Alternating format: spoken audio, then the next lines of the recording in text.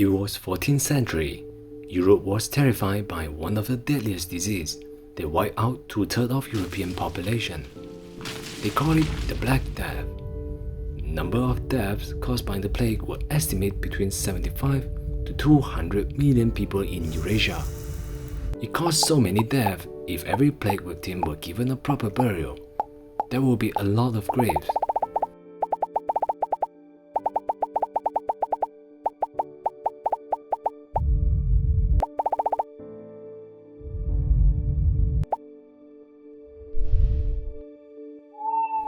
Graves were rapidly filled and only available for the rich.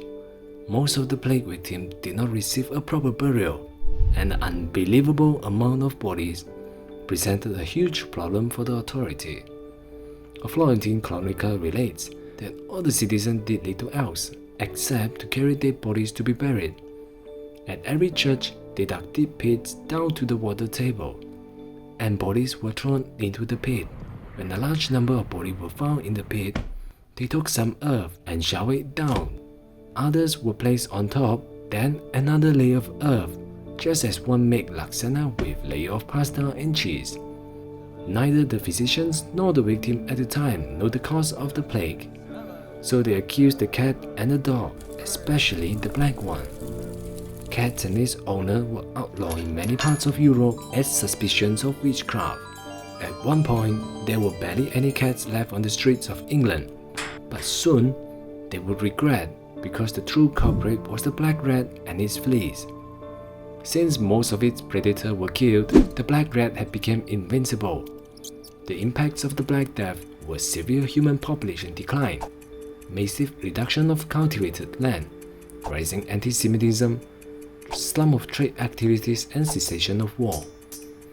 Some scholars believe that the plague was brought by the Mongol army, the Golden Horde from Central Asia to Europe, which used the dead to fight wars like a bioweapon but just lower tech. It all started in Kaffa. The plague first broke out among the Mongol, and then they catapulted the infested troops over the city wall, trying to infest the locals. Ships started to flee.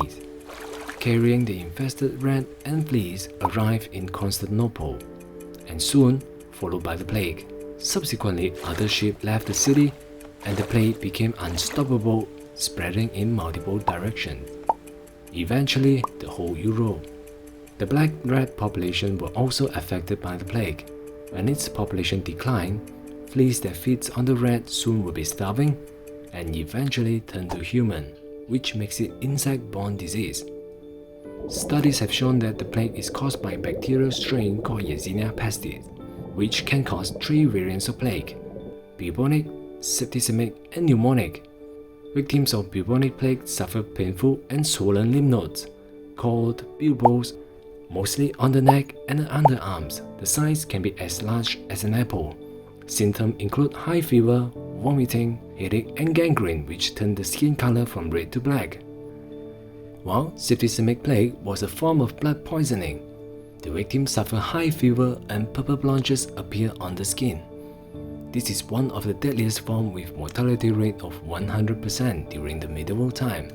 The pneumonic plague was another form that caused by airborne bacterium, spread by the corpse of infected victims. As the body tried to fight off the disease, large amounts of phlegm were produced. The victim had to constantly cough up sputum to breathe, and more than 95% of the time, the patient drowned in his own body fluids. So what if somebody got sick infested by the plague? It's time to meet the plague doctor.